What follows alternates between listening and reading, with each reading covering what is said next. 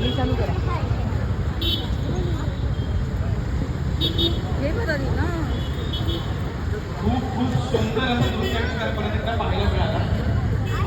मी सौंदर्य संस्थेला विनंती करतो कृपया मंचावर यावं आणि एक छोटंसं संभाषण आम्ही तुम्हाला देऊ इच्छितो.